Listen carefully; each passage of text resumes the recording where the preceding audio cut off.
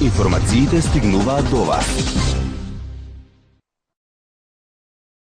Мојот оптимизам се должи на фактот дека палестинци добиле 107 гласа за при приемот, наспроти 14 против, а те 14 гласа всушност ги собра Америка плюс устре 13 земји држави членки. Значи, тука ние имаме една ситуација кога веќе можеме да предвидиме дека на нас ќе ни треба многу помалце него што размислувавме порано. Јас од 98-7 исто така зборувам за тоа дека не е потребно двотретинско мнозинство од сите држави членки на Обединетите нации. Значи не ни е потребно 130 држави како што некои политичари, советници како што Иван Тошевски, Кирил Григоров или што за некои други луѓе сега да не исполнуваат имиња, укажувале дека една таква акција може да се прави со 130 држави членки.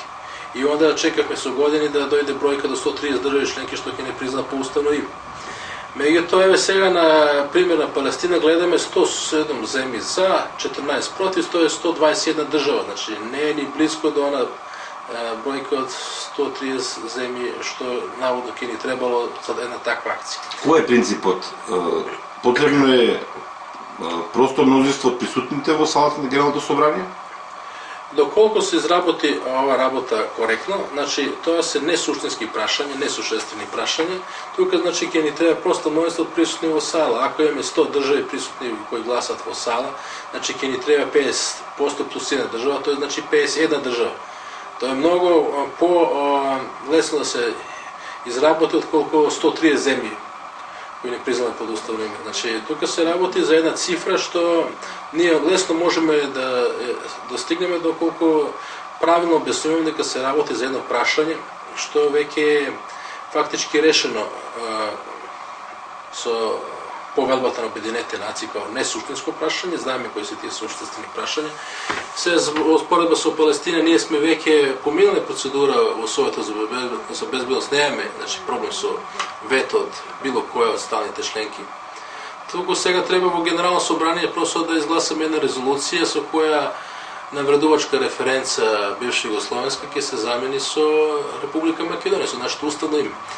И во таа смисла дури лошо да направиме и да направиме на еден начин што ќе ни Грција наметне двотретинско мнозинство.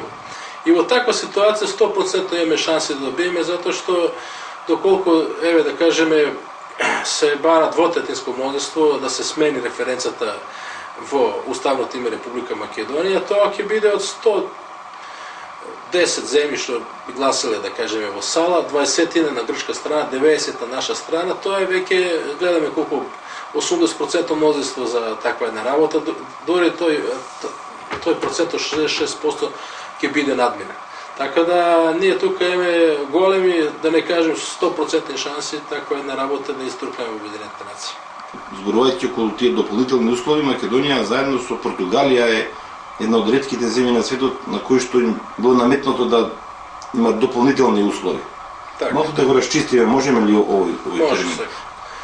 Тоа беше 1947 година, значи Советскиот сојуз не сакаше просто поради тоа што сметаше да држава која нема со нив дипломатски односи не е признаена од Русија, всушност автоматски нема пријателски односи и не е мирољубива земја. Значи, по широка генерализација направи, од политички причини, Португалија не можеше да помине процедурата во Советот за безбедност поради директно вето од страна на Советски сојуз.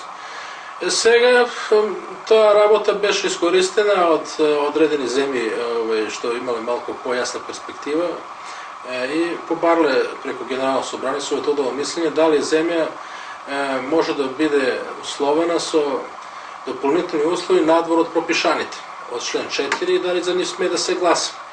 И сега судското мислење такво дека за таквите услови кои се специфични, посебни, кои се однесуваат на признавање на елемент од идентитет, како што например кај нас името и така натаму, на елемент од правен субјективитет или воопшто кои зависат од третата земја, такви услови се трансцендентни, односно такви услови се нелегални и не сме да се поставуваат, ниту па за да не сме да се гласат. Дури ако земјата, например, не знаеле или била во заблуда или на некој начин не познавала моментот дека се работи за дополнително или се согласила со нив.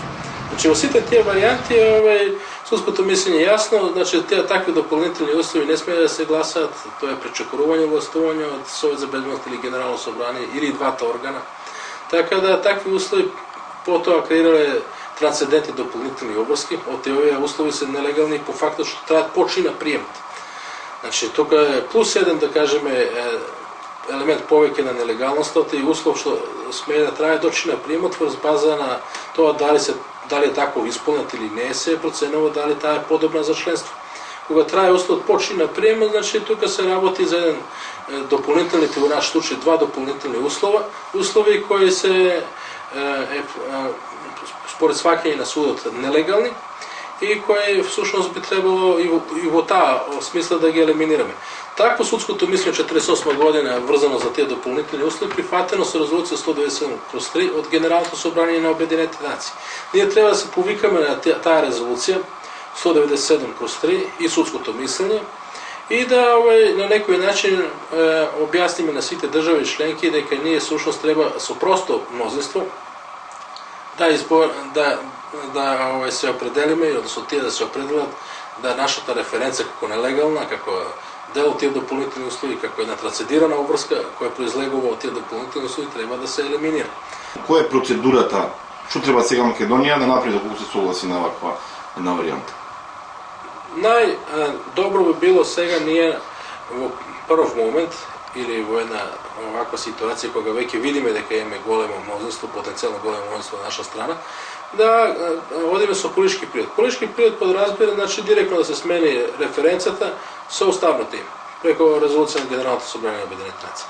Втората варијанта, значи, која е малку за македонските политички фактори малку по-овака тешка, затоа што или што за постои известна слабост или на некој начин еден недостаток на храброст, тоа е втората варијанта би била да се оди, значи, со класична методологија, веќе знаене и во учебници и во трудови, значи државата што смета дека има дополнителни услови може преку Генералното собрание да побара мислење од судот, дали се во конкретен случај тие услови специфични за Македонија дополнителни, односно пропишаните.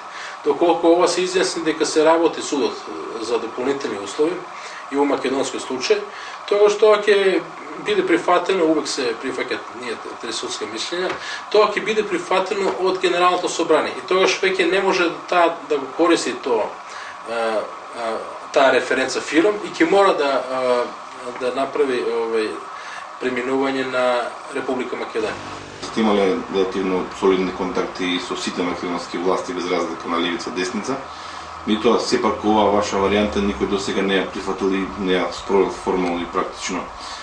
На што се должи тоа? Кои се ризиците од ваква една ситуација? Зошто тоа не се правило? Кај нас, во нашата средина, со сите тие власти што јас ги имам контактирано и така натаму, беше едно мислење кое потекнуваше уште од група на близко до Киро Григоров, покасно и од другите власти, Ахил Тунте, Иван Тошевски и така натаму, кои сакале уште малку да преговара, значи, да разговара за тој проблем. Со други зборови, тие сакале да работат со една временска димензија во која ние ќе чекаме 130 земји да не признат под уставно име. И во таа смисла тие сметале дека треба акцентот да се стави на политичкиот приод, не знаејќи дека нас не ни треба всушност 130 земји, односно двотретинско мнозинство од купен број на земјите во Обединетите нации, туку само ни треба просто мнозинство од присутни во сала.